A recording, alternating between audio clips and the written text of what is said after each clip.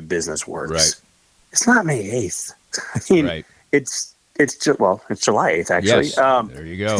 And they're 92 games in, right? 92 games in. They've got 70 games left. Right. At some point, you've got to say, look, John Schreiber is not working. He's got 3 options. Let's see what Steven Cruz can do. I was going to say Will Klein. I have heard that they are working on some things very specifically with him in AAA, and he will be back. I think they really like what Will Klein can do. I think they see him as a part of the future, whereas Steven Cruz might just be an up-and-down guy. So that's why I say him over Klein. But try something different. Try a guy who throws 98. I mean, they did. They tried that with Carlos Hernandez. They did, and he was Carlos Hernandez. Yeah, right. So, which is fine. They gave it a shot, and then they moved on pretty quickly. I want to see that urgency with some of these veterans who are performing even worse. I mean, at this point, I'd rather see Carlos Hernandez out there than John Schreiber, because at least he has a chance to get some strikeouts and get some outs. Schreiber doesn't feel like he has any chance.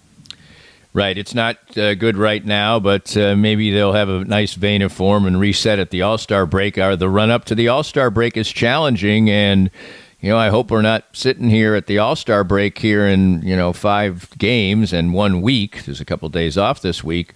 And the Royals have lost 4 out of 5, and they're in some kind of trouble. And the timing isn't great because the Cardinals have played good ball for a while for 2. Red Sox at home doesn't look particularly good. It's kind of a big week. It is, yeah. And the good thing for the Royals, they're behind the Red Sox. They got 6 games left against them. They're behind the Twins. They've got 6 games left against them. The Guardians are probably out of reach, although they're August. I don't know if you looked at their schedule in August. It is as brutal for them as the Royals schedule was for that stretch in mid-June. So they could fall back a little bit. And the Royals have, I think, 6 games left against them too. 7 maybe. No, 7 games left against them. Mm-hmm. So these teams that they're behind, they have it in front of them. They can control their destiny in a lot of ways because they can just win those games. But the other team is trying to win too. So that makes it's not like it's just set out in front of them and they can take it if they want it. But this is a tough week. The Boston's playing incredibly good baseball right now. I don't think it'll last, personally. I think that they're on a hot streak, which the Royals were on a hot streak for a while, and then they fell back. And the Twins have alternated hot streaks and cold streaks all season long. So kind of the state of the league right now is that when you're hot, it'll turn around. And when you're cold, it'll probably turn around. The Royals have to hope that the Red Sox turn around, by Friday, I guess, before they get there. So the Cardinals are playing really good baseball, and going to St. Louis is always difficult. And the Royals actually play better in St. Louis against the Cardinals than they do in Kansas City, which is weird. But it's a big week for them. If they can, I don't know what do they have to do. Split with the Cardinals, take 2 or 3 from the Red Sox. That'd be huge fantastic. Week. I'll take 2 of 3, right? 2 and 3 right now. Yeah, 100%. And I feel like that's kind of where they need to be right now. I will say I'd rather they get swept by the Cardinals, win 2 of 3 in Boston than win 1 and 1. But either way, they need to win at least 2 games before the break. They need to go into the break 5 games over or better for people to feel confident about them, I think. And that requires a 2 and 3 week. I think if they go 3 and 2, All-Star break, it can kind of party in Kansas City. We're going to feel really good about the Royals if they go 3 and 2. I would agree with that. And before we let you go, any things that popped for you when we completed the All-Star selection process? Not Royals necessarily, because we're going to do our baseball roundup coming up after the break, but anything that popped for you? Well, it's the same thing you see every year. And there are so many good young players in baseball getting their first shot. I mean, Bobby Witt's one of them, obviously, but there's Gunnar Henderson and Garrett Crochet and Ellie De La Cruz. He made it, right? Yeah, he did. Yeah. And like all these guys, baseball, the talent in baseball right now is just absurd. And I don't know, maybe it's being prisoner of the moment. And maybe it's like this every single year, but it just doesn't feel like there's been this much fun talent to come into the league in a long time. And I don't know. Major League Baseball needs to do a better job of marketing itself, because the product on the field is incredible right now. Don't watch White Sox games if you want to believe that. But for the rest of the league, the product on the field is incredible. Even the A's, you got Mason Miller throwing 103 in the back end of the bullpen. They have some fun players. It's a really fun group of younger players right now. And you see that with this all-star selection. And I think you'll probably see a couple more. There's over the next few days, there's, inevitably there will be the 7 to 10 guys who either pitch on Sunday so they can't pitch in the game, or are slightly banged up or actually banged up, and you'll see some replacements. But yeah, that strikes me. Just so many good young players right now. David, always a pleasure. As I said, we'll have the baseball roundup and more coming up next, and we look forward to talking to you down the line. Sounds good. Thanks, Danny. David Lesky from Inside the Crown. He does fantastic work there and here and elsewhere. You mentioned he's on with Seren too. That's always a great segment. I listen to it every time, but I get to listen to him right here with me, which is cool. And we've got more coming up. It's Monday Musings-Danny and Friends. Our friend today, David Lesky.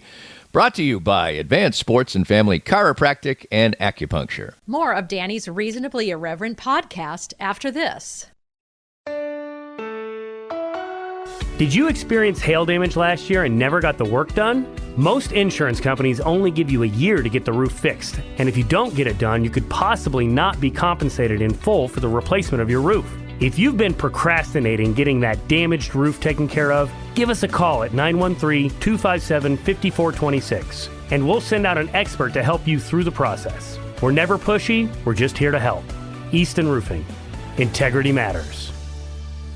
Cinematic Visions has been an affordable solution for professional media production in Kansas City since 2003, offering award-winning video production and creation, as well as a wide array of digital and social media management services. From planning, scripting, filming, editing, and post-production, to delivering your product to a watching world, Cinematic Visions will provide professional and affordable services for you and your business with the necessary return on investment to make it all worthwhile. Cinematic Vision's goal is to unlock the power of storytelling through video and a strong online presence for your company. Beyond the numbers, they want to inspire and evoke your clients to feel and act.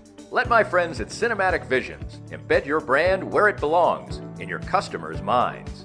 You can find them online at cinematicvisions.com or with a quick phone call at 816-600-6300. If you'd like to join these and other fine sponsors and market your business on Kansas City's #1 rated podcast, contact us at Danny@DannyKlinkscale.com. Look forward to working with you. Welcome back. Our thanks to David Lesky for talking all things Royals and a little bit of All-Stars, but let's do a little bit more baseball for you as we crank out our baseball roundup, which we do generally on Monday. Of course, last week it was Tuesday. A lot of things going on in people's summer times, no doubt about that. Mine's calmed down a little over the weekend. My wife's been out of town, a lot of dog duty, stuff like that, and a very busy week ahead. But let's talk baseball from a perspective outside of the Royals and just the All-Stars. The Orioles lead the way in the American League East. The Yankees continue to slide. They lost a series over the weekend to the Red Sox. The Orioles have blown past them and now lead by 3. The Yankees lost 7 of 10 and over an extended period of time. I think it's 16 out of 21, something like that. They're still playing almost 600 baseball, but they're making the back pages for the wrong reasons in New York right now.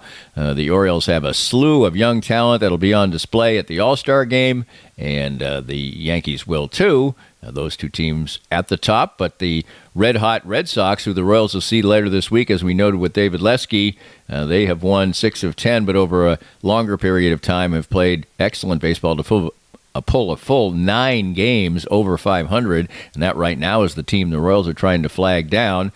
They've separated themselves, have the Red Sox from the Rays, who did some damage to the Royals, but then turned right around and were swept in a weekend series, and so they have fallen back in the wild card a little bit, and the American League East. And the Blue Jays just can't get anything going. Yes, they've won their last couple of games, but it looks like they might be doing some selling at the trade deadline at 41 and 49.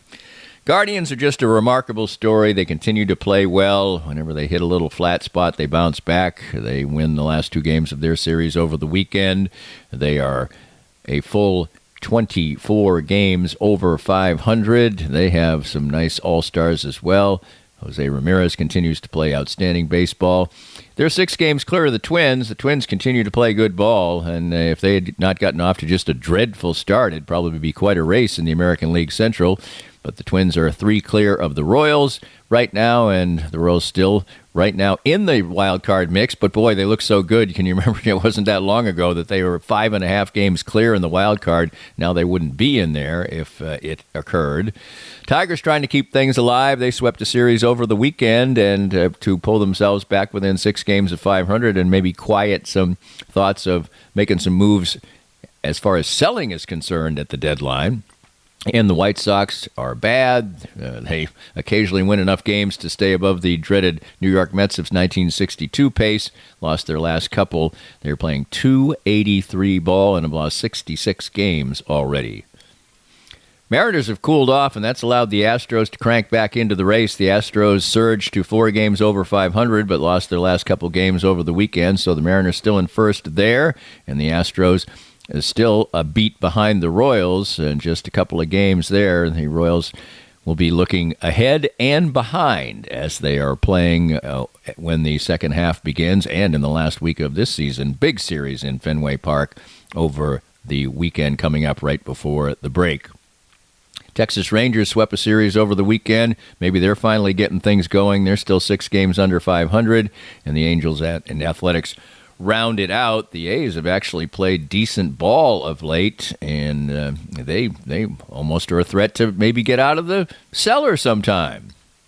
The Philadelphia Phillies in the National League are the class of the league and the class of baseball right now. Best record in baseball, best run differential in the National League, and they are .644 winning percentage. They have 2 All-Star starters, 2 All-Star relievers, and some position players too.